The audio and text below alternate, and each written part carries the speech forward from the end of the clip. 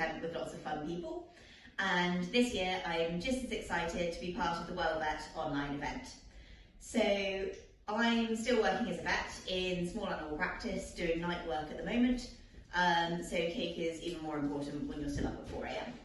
So we're going to make some brown butter cupcakes today. I don't know how many of you tried brown butter before. If not, I really hope you like it and you're converted. It is absolutely delicious and so easy. So we're going to make brown butter cupcakes, and then hopefully everybody's going to decorate them in their own style. So hoping for lots of, animal-y bits and pieces, and we'll see. But yeah, I'm excited to see what you think of the recipe. Before I go through the ingredients, just to let you guys know, a couple of my dogs are hovering around in the kitchen, so any noises, interruptions, or potential ingredient stealing is courtesy of Ralph and Arnold. So, ingredients that we need for this. We've got pretty much the same weight of everything, of self-raising flour. If you can't get that at the moment, it's okay, just use plain flour, and instead of using the ½ teaspoon of baking powder we're going to use, just use a whole teaspoon of that one instead. And then caster sugar, eggs, as with the baking powder, a little bit of vanilla extract, and our brown butter. So it doesn't really matter how you make the cake. Completely honestly, I normally just do this as an all-in-one method in the stand mixer, lob it all in, done. But I'll do it properly now, mainly because the kitchen mixer is super duper noisy. So just pop your butter and your sugar into the bowl and cream them together until nice and smooth. It smells absolutely amazing, by the way. The aroma of the caramel coming through is so yummy. So then just add the rest of the ingredients. You need the eggs. I tend to try and crack them on a flat surface. In theory, it means you get less shell in the bowl. No idea. That's kind of one of my sort of talents, really, like lobbing. Yeah, see, there we go, total mess. But it's fine. So yeah, pop the eggs in, the flour, and then we just want ½ teaspoon of baking powder. My super eco bamboo measuring spoons, and a little bit of vanilla, which I admittedly never measure. Little blob is fine. We want to mix all that together. So once you've got your batter all mixed up and nice and smooth, we just need to pop it into the cupcake cases. Obviously you can just spoon it in, that would be the sensible way to do it, but I don't know, I find that so faffy, just having, all the spoons and all the mess, and then, so I'm going to be lazy and pipeline. So then we just want to pop the mixture into the cupcake cases, sort of roughly even amounts between them. If you put more in, they'll be bigger, less they'll be smaller, doesn't really matter.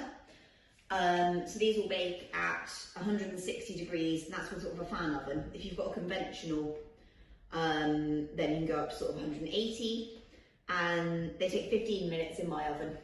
Just keep a little bit of an eye on them. I know my old oven used to be a little bit hyper, so things used to cook super fast. Talking of super fast, turns out I speak really, really quickly. Literally had no idea until watching Bake Off, sort of had a moment of going, oh, oops. I blame 10-minute consult slots, but the advantage of this is because it's a pre-recorded video, if you want to watch on half speed, feel free. Okay, so got cup cases full of batter. Just gonna pop them in the oven and check those in about 15 minutes. Although I've got Ralph here now to supervise them for me.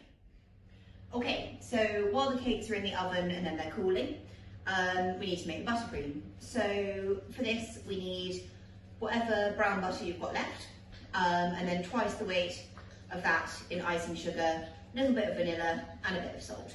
So just weigh out and see how much brown butter we've got. I've actually got quite a lot less here, so I won't butter up all of my cakes. I use mine for something else. So I've got 70 grams of butter. You should have quite a lot more than that. So I just need 140 of icing sugar. Still do maths.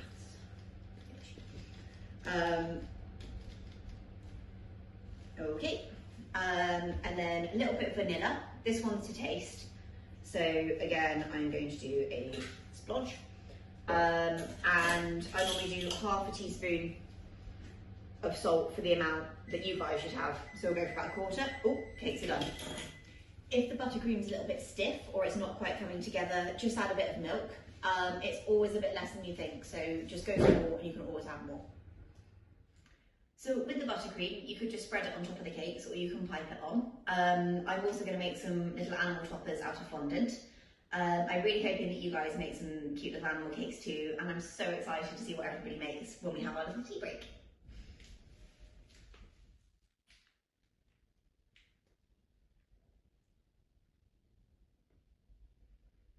Okay, this is probably like majorly excessive buttercream per individual cake, but it's really good. So I've gone for a mixture. I've got my nice fruit, demure, sensible ones, and then I've got my childish little animals, which are entirely anatomically correct.